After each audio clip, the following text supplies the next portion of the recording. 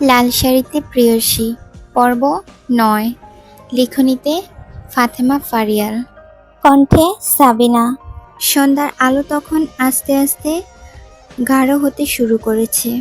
আকাশে কমলা নীল রঙের মিশ্রণে যেন অদ্ভুত রহস্যময়তা ছড়িয়ে আছে। চারপাশে পাখির ডাক সুরে মাগরিবের আজানের সুর ভেসে আসছে। সেই সময় তাড়াহুড়ো করে রিধিতা কাঁধে ব্যাগ ঝুলিয়ে ধপধপ শব্দ করে সিঁড়ি বেয়ে নামছিল। তার হাতে ফোন, স্ক্রিনে ভেসে আছে ঈশানীর নাম। রিধির মুখে ব্যস্ততা, চোখে অস্থিরতা, মনে মনে বলল, আজকে দেরি হলে নিশ্চিত আব্বুরে ফোন দিয়ে সব বলে দেবে।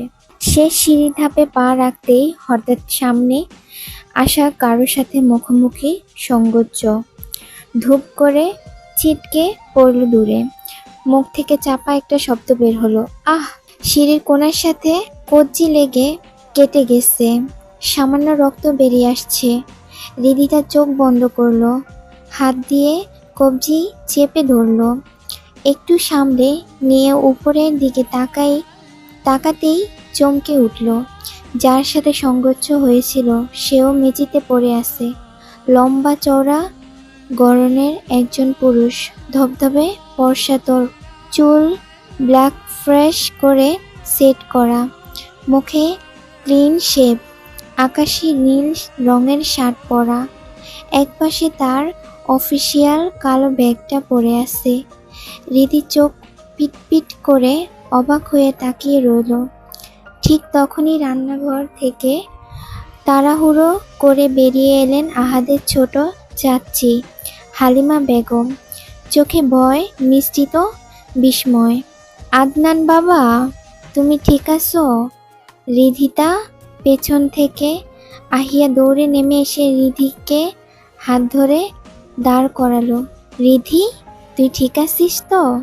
রিধি ব্যথা চাপা দিয়ে মাথা নেড়ে বলল, আমি ঠিক আছি। কিন্তু উনি?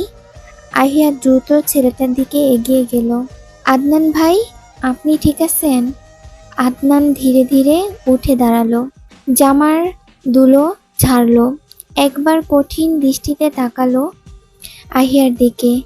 তীক্ষ্ণ দৃষ্টি, ঠান্ডা কিন্তু ভীতিকর। আহিয়া অনায়াসে গুটিয়ে গেল। সেই দৃষ্টিতে যেন অদৃশ্য চাপা কিছু লুকিয়ে আছে।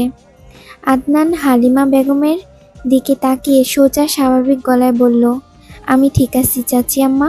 তারপর রিধিতার দিকে একবার তাকিয়ে ব্যাগ হাতে তুলে গিট গিট করে সিঁড়ি ভেঙে উঠে চলে গেল। মুহূর্তেই অদৃশ্য হয়ে গেল তার উপস্থিতি। রিধিতা অবাক হয়ে তাকিয়ে থাকলো তার চলে যাওয়ার পথের দিকে। সে কৌতূহল সামলাতে না পেরে জিজ্ঞাসা করল, উনিকে? হালিমা বেগম স্বাভাবিক ভঙ্গিতে বললেন, আদনান, আহাদের বড় চাচা সালমান মীরের একমাত্র ছেলে। আহিয়া এবার যোগ করল, আদনান ভাই একজন ডাক্তার। বড় আব্বু আর বড় আম্মু জাপান থাকেন, সেখানে ব্যবসা আছে। আদনান ভাই সেখানে থেকেই পড়াশোনা শেষ করে দেশে ফিরেছে। উনি সবার থেকে একেবারেই আলাদা, রাজনীতি একদম পছন্দ করে না, একেবারে বড় আব্বুর মতো, খুব নিয়মে চলে, শরীর নিয়ে প্রচণ্ড সচেতন, প্রয়োজন ছাড়া কারোর সাথে কথাও বলে না। দেখলি না কেমন গটগট করে চলে গেল? রিধি একবার সেদিকে তাকিয়ে হেসে উঠল। আহিয়ার কানের কাছে পিস পিস করে বলল, আমি এমনি এমনি বলছিলাম যে তোদের বাসার সবাই অদ্ভুত, এক একজন এক এক রকম আচরণ। আহিয়া আর কোনো জবাব দিল না। রিধি ঘুরে চলে যেতে নিলেই হালিমা বেগম ডেকে বললেন, আরে কই যাও? আমি নাস্তা রেডি করছি, অন্তত খেয়ে যাও। না আন্টি, আমার দেরি হয়ে যাবে, বুবু ফোন দিচ্ছে, ভাইয়া বাসায় ফেরার আগে আমাকে যেতে হবে। এটা আবার কেমন কথা? তোমাকে ড্রাইভার দিয়ে পৌঁছে দেবে। রিধিতা দ্রুত মাথা নেড়ে বলল, না না, দরকার নেই, আমি যেতে পারবো। তারপর রিধি হালকা হাসি দিয়ে সবার থেকে বিদায় নিল। আহিয়া হাত নেড়ে বলল, সাবধানে যাস। বাসায় পৌঁছে একটা নখ দিস। রিধিও হাত নেড়ে বেরিয়ে গেল বাহিরে। হালিমা বেগম আবার রান্নাঘরের দিকে চলে গেলেন। আদিবা ড্রয়িং রুমে বসে আছে। আহিয়া কিছুক্ষণ দাঁড়িয়ে দরজার দিকে তাকিয়ে থাকলো। আর উপরের তলা থেকে আদনানের তীক্ষ্ণ দৃষ্টি জোড়া নীরবে বিদ্ধ হয়ে রইল নিচতলার ড্রয়িং রুমে। চোখে এক অদ্ভুত গভীরতা, যেন ভিতরে লুকিয়ে আছে অজানা গল্প, অজানা রহস্য। মীর হাউসের বিশাল গেট পেরিয়ে বাহিরে বেরিয়ে এলো রিধিতা। রাস্তায় বাতিগুলো এক এক করে জ্বলে উঠছে। আলো অন্ধকারে ফাঁকে শহরটা যেন আরো রহস্যময় হয়ে উঠছে।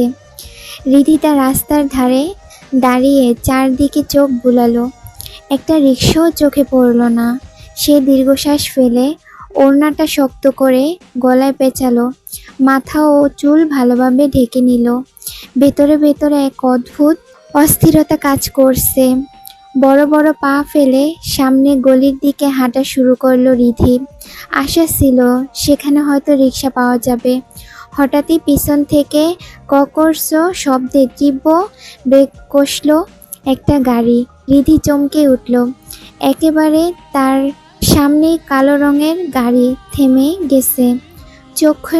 চোখে মুখে খিসে বন্ধ করে ফেলল সে। বুক ধুকপুক করছে। আরেকটু হলেই তো চাকার নিচে যেত। ঠিক তখনই ভেসে এলো এক অতি পরিচিত গভীর কণ্ঠস্বর, মিস জানু। অকারণে বুকের ভেতর চিনচিনে ব্যথা অনুভব করল রিধি। এমন অদ্ভুত ব্যথা সে আগে কখনো অনুভব করেনি। নিজেকে সামলে নিয়ে কড়া গলায় বলল, আর একটু হলেই তো আপনার গাড়ির নিচে ব্যাঙের মতো পিষে যেতাম আমি। চোখ কি পকেটে রেখে গাড়ি চালাচ্ছিলেন? আহাদ ধীর স্থির ভঙ্গিতে গাড়ির দরজা খুলে নেমে এলো। তার চোখ এখনো স্থির হয়ে আছে রিধির মুখে। ঠান্ডা কাঁপিয়ে দেওয়ার মতো স্বরে বলল, কি বললে? আহাদের কণ্ঠে হিমশীতল রাগ মিশে আছে। রিধি সেটা বুঝিয়ে গেল। বুকের ভেতর আরো জোরে ধুকপুক শুরু হলো। আর কথা না বাড়িয়ে একটা কৃত্রিম হাসি দিল। তারপর ঘুরে দাঁড়িয়ে হাঁটতে শুরু করলো। ঠিক তখনই সামনে এক ফাঁকা রিকশা এসে পড়লো। রিধি তাড়াতাড়ি ডাক দিল, এই রিকশা। রিকশা কাছে আসতেই রিধি দ্রুত পা বেরিয়ে উঠতে যায়। হঠাৎ একটা শক্তপোষ হাত তাকে কোমর থেকে টেনে তুলল। ভরকে গিয়ে চিৎকার করে উঠল রিধি, আ আ মামা, বাঁচান, এই লোকটা আমাকে অপহরণ করছে। তার চিৎকারে আশেপাশের কয়েকজন সেদিকে তাকালো। রিকশাওয়ালাও একবার আহাদের দিকে তাকালো। আহাদের চোখে তীক্ষ্ণ দৃষ্টি দেখে রিকশাওয়ালা এক মুহূর্ত দেরি না করে দ্রুত পেডেল মেরে উধাও হয়ে গেল। রিধির মুখ শুকিয়ে গেল। এই দেশে মানবতা বলতে কিছু নাই। কেউ সাহায্য করলো না। আহাদ একটুও বিপর্যিত হলো না, বরং তাকে তুলে এনে গাড়ির ভেতর বসিয়ে নিচে হালকা ঝুঁকে মুখের কাছে এসে স্বাভাবিক ভঙ্গিতে বলল, কে বলল মানবতা নেই? এই যে আমি একটা মহিলা ব্যাংকে তুলে এত কষ্ট করে 4 ফুট হেঁটে এসে গাড়িতে বসালাম, এটা কি মানবতার মধ্যে পড়ে না? রিধির চোখ বিস্ফারিত হয়ে গেল, মুখ হা হয়ে রইল। আহাদ গা ছাড়া ভঙ্গিতে সামান্য হেসে উঠল। রিধি দাঁত চেপে কোমল 2 হাতে আহাদের বুক ঢেলে সামান্য সরিয়ে দিল। আমি মোটেও ব্যাঙ না, ব্যাঙ আপনি, আপনার 14 গোষ্ঠী। সরুন, আমি নামবো। সে পা নামানোর আগেই আহাদ ধপ করে গাড়ির দরজা বন্ধ করে দিল তার মুখের উপর। এতপর হেঁটে গিয়ে ড্রাইভিং সিটে বসলো। গাড়ির ইঞ্জিন গর্জে উঠল। সামনে পিছনে ঘাটদের গাড়ি সারিবদ্ধ হয়ে দাঁড়ালো। ধীরে ধীরে কনভয়ের মতো যাত্রা শুরু হলো। আর গাড়ির ভেতরে বসে রিধি নিঃশ্বাস ফেলল ভারীভাবে। তার বুকের ভেতর ধরপড়ানি থামছেই না। আহাদ 2 হাত স্টিয়ারিংয়ে রেখেও মাঝে মাঝে পাশ কাটিয়ে তাকাচ্ছিল রিধির দিকে। তার দৃষ্টি এমন যেন রিধির প্রতিটা অঙ্গ ভঙ্গি, প্রতিটা নিঃশ্বাসের ওঠানামা পর্যন্ত পড়ে ফেলতেছে।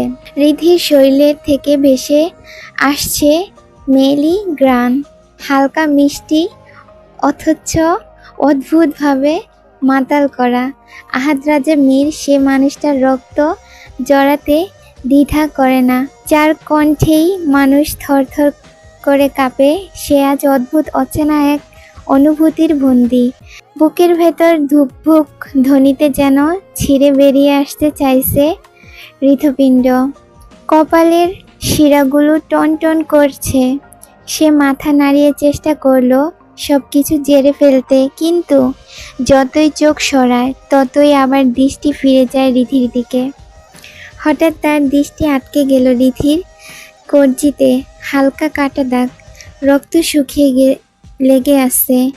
আহাদের দুভ্রু মাঝখানে গভীর ভাঁজ পড়ল, চোখ দুটো একেবারে ধারালো হয়ে উঠল। হঠাৎই ব্রেক চাপলো জোরে, গাড়ি কেঁপে উঠল রাস্তার মাঝে। সামনে পেছনে থাকা গার্ডদের গাড়িও দাঁড়িয়ে গেল। আহাদ তীক্ষ্ণ দৃষ্টিতে তাকালো রিধির হাতে। এটা কি? এখানে কি হয়েছে? রিধি চমকে গেল। একটা ঢোক গলাত্তকরণ করে আমতা আমতা করে বলল, পড়ে গিয়ে একটু কেটে গেছে। আহাদ গর্জে উঠল, পড়ে যাস কি করে? আর কেটে যায় কি করে? মন কি তালগাছের মাথায় থাকে? রিধি ভয়ে আর কিছুই বলল না, তবে মনে মনে বিড়বিড় করল, আজব, আমার কেটে গেলে ওনার কি? নিজে তো খালি থাবড়ায়, ধমকায়, আর এখন দরদের ডিব্বা হয়ে মরিচের মতো ঝাঁজ ডালছে। আহারের চোখ স্থির হয়ে রইল।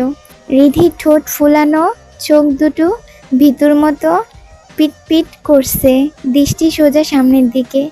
কোনো কথা না বলে আবার গাড়ি চালু করলো আহাদ। কিছুক্ষণ পর গাড়ি এসে থামলো একটা বড় ফার্মেসির সামনে।